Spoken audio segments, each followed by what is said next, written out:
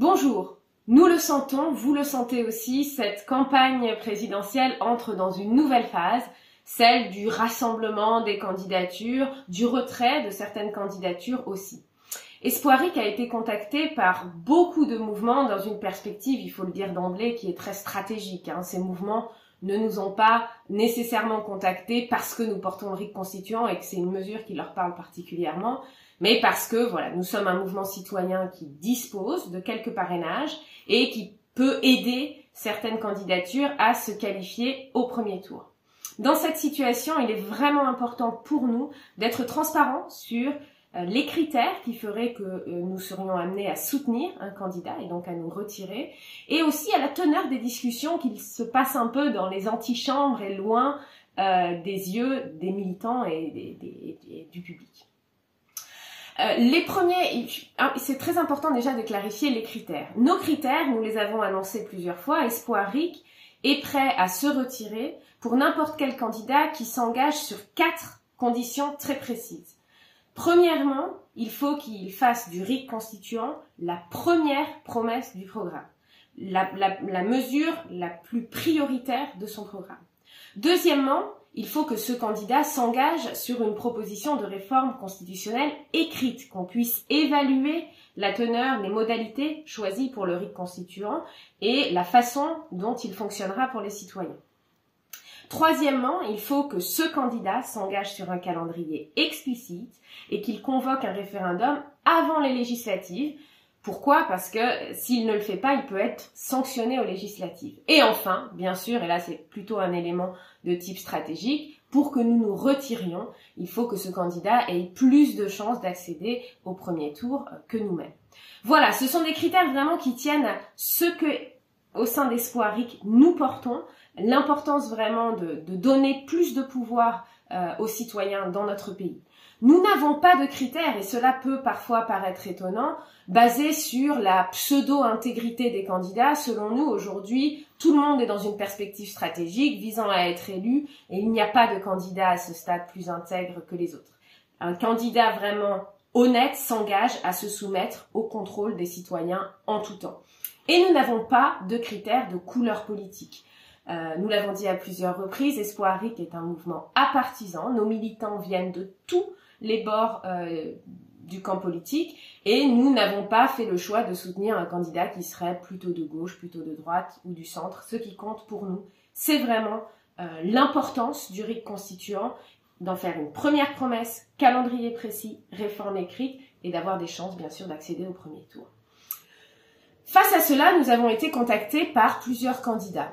Une des premières candidates à la candidature se présentait à la primaire populaire, elle s'appelle Charlotte Marchandise, et nous avons appelé à la soutenir pour ceux de nos militants qui voudraient soutenir la primaire populaire.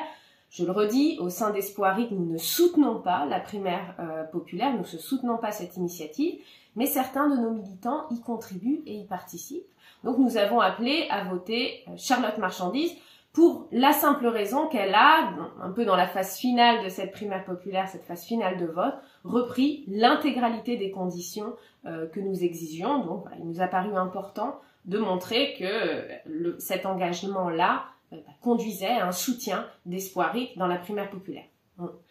Elle n'a pas été élue, elle est arrivée 6e et aujourd'hui on ne sait pas ce que Charlotte Marchandise va faire. Est-ce qu'elle rejoindra un front démocrate comme nous l'espérons ou est-ce qu'elle se rangera aux côtés de Christiane Taubira et mettra de côté ses engagements démocratiques pour soutenir la candidate de la primaire populaire.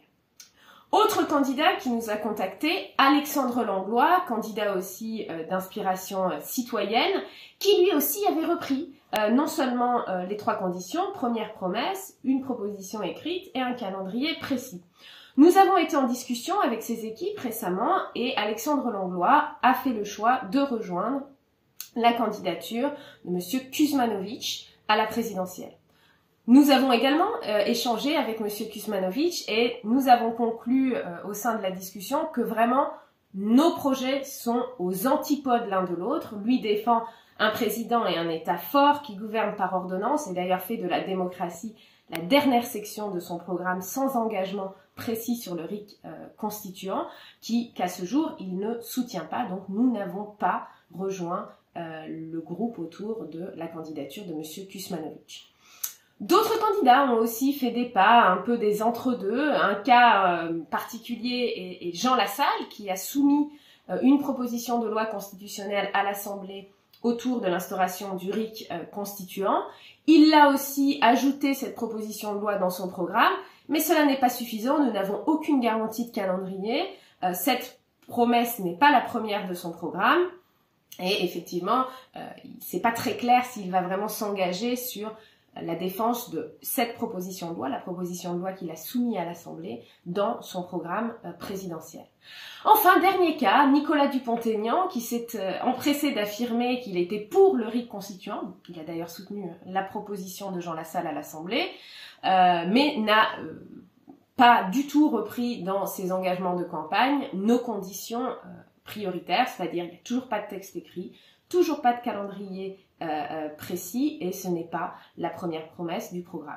Donc à ce jour, nous sommes là, nous sommes toujours là, nous continuons à aller chercher des parrainages de maires, à vraiment porter cette question du RIC constituant que, eh bien aujourd'hui, force est de constater, nous sommes les seuls à porter dans cette campagne. Et n'hésitez pas, si vous avez des questions sur cette stratégie, si vous avez des retours, à nous en faire part en nous rejoignant, par exemple, lors de nos permanences hebdomadaires le mardi soir. Nous répondrons à toutes vos questions et nous comptons sur vous pour vraiment continuer cette pression autour de l'importance du RIC constituant dans cette campagne. À bientôt!